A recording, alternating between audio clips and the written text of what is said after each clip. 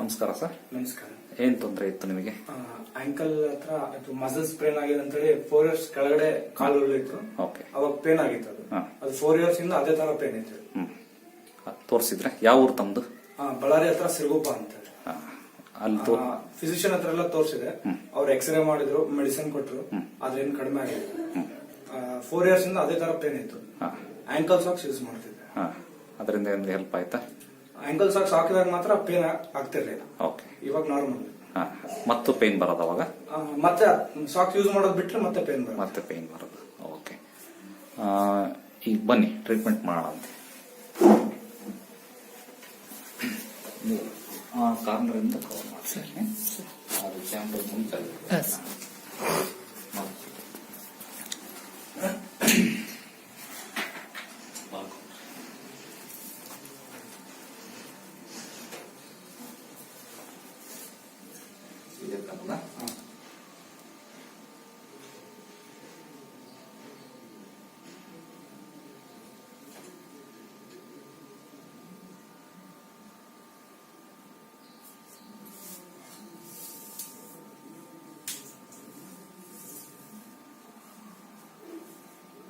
ಕೊನೆಗೆ ಏನಂತ ಡಯಾಗ್ನೋಸ್ ಆಗ್ಲಿಲ್ಲ ಎಕ್ಸ್ಟರ್ನಲ್? ಏನು ಆಗಿಲ್ಲ ಸರ್.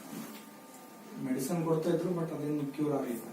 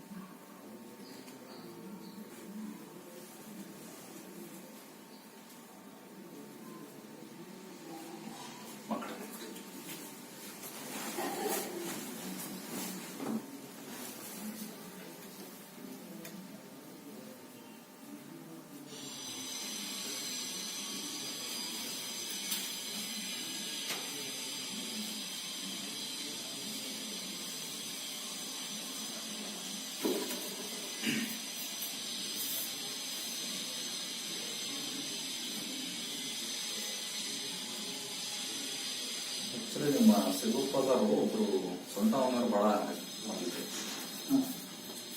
ಎಷ್ಟು ಸಿವಿಯರ್ ಪೇನ್ ಇತ್ತು ಅಂದ್ರೆ, ಯಾರ ಮುಸ್ಲಿಮ್ಸ್ ಪೈಕಿ 5 ನಿಮಿಷ ಟ್ರೀಟ್ಮೆಂಟ್ ಮಾಡ್ತಿದ್ದಂಕ್ಲೆ ಜಂಪ್ ಮಾಡಿ ಸ್ಟಾರ್ಟ್ ಮಾಡ್ಬಿಟ್ರು. ಅದಾದ್ಮೇಲೆ ನಿಮ್ಮೂರಲ್ಲಿ ಒಬ್ರು ಯಾರೋ ಮೊನ್ನೆ ಡಾಕ್ಟರ್ ಒಬ್ರು ಮಾಡಿದ್ರು. ಅವ್ರಿಗೂ ಅಸಿಡಿಟಿ ಅಲ್ಸರ್ಸ್ ಅವರು ಆರಾಮಾಯ್ತು. ನಿಮ್ಮೂರಲ್ಲೇ ಪ್ರಾಕ್ಟೀಸ್ ಮಾಡ್ತಾರೆ.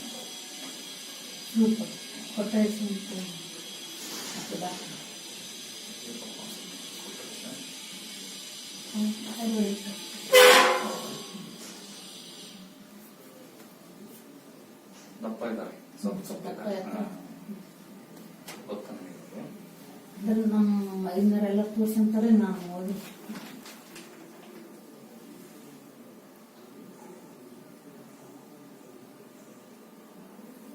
ಅವ್ರಿಗೂ ಪಾಪ ಸಿಕ್ಕಾಪಟ್ಟೆ ಒಳಗಡೆ ಸಲ್ಲ.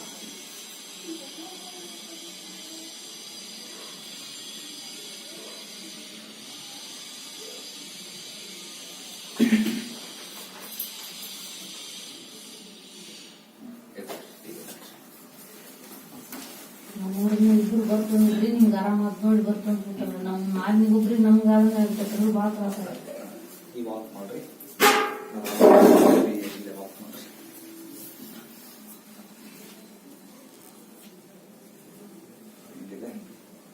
ಪೇನ್ ಏನಿಲ್ಲ Clear ಅಲ್ಲ? ಫುಲ್ ಸ್ಟ್ರೆಚ್ ಏನ್ ತೊಂದರೆ ಇಲ್ಲ, ಏನ್ ಫುಲ್ ರಿಲ್ಯಾಕ್ಸ್ Okay. 100%.